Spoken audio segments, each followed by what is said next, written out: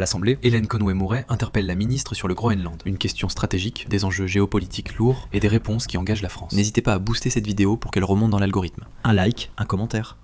Madame la ministre, chers collègues, ce n'est pas la moindre des surprises que l'actualité et une partie sans doute du devenir des relations euro-américaines se jouent à propos d'un territoire dont Buffon, Lacordaire et Michelet ont chacun à leur façon décrit la rudesse et, pour tout le dire, le total déplaisir des marins à aborder le Groenland. Cette côte de fer d'aspect impitoyable où le noir granit escarpé ne garde pas même la neige, cette terre désolée qui nous cache le pôle. Il y a mille façons d'appréhender ce que cette crise nous révèle de nous-mêmes et de nos alliés. Il reste que ce qui se joue au Groenland, c'est tout à la fois la concurrence stratégique sur les minerais critiques et le contrôle d'une militarisation progressive qui affecte directement la sécurité de l'Europe et les équilibres au sein de l'OTAN. La fonte accélérée des glaces, qui a des effets globaux sur les courants et donc les côtes européennes, ouvre en effet de nouvelles routes maritimes et fait ainsi de l'Arctique une région où se reconfigurent les équilibres géopolitiques. À l'heure où la France et l'Europe cherchent à sécuriser des chaînes d'approvisionnement autonomes, cette crise ne doit-elle pas nous offrir, Madame la Ministre, l'occasion de réfléchir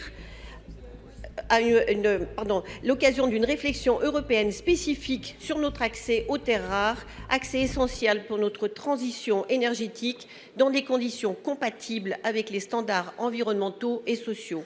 Car ce sont bien là ces enjeux, au-delà de la promotion d'une gouvernance arctique fondée sur le droit international, la science et la préservation des écosystèmes qui sont en cause. Madame la ministre, pouvez-vous, ce faisant, nous assurer de l'existence d'une solidarité réelle et de notre désir collectif de construire, grâce à cette crise, une politique européenne de l'Arctique à laquelle la Suède et la Finlande seront sensibles, comme l'Islande et la Norvège qui pourraient, pour ces deux dernières, en prendre prétexte pour ouvrir une procédure d'adhésion, donnant ainsi raison à Jean Monnet pour lequel l'Europe se fera dans les crises et sera la somme des solutions qui y seront apportées.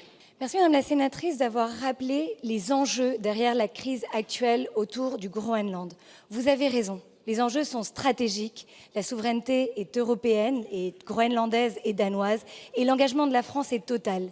Vous avez raison aussi, l'Arctique mérite une réflexion approfondie et c'est la raison pour laquelle, avant même que cela revienne sur nos écrans, sur l'actualité d'aujourd'hui, nous avions pris cette décision d'ouvrir un consulat à Nuuk, qui va ouvrir le 6 février.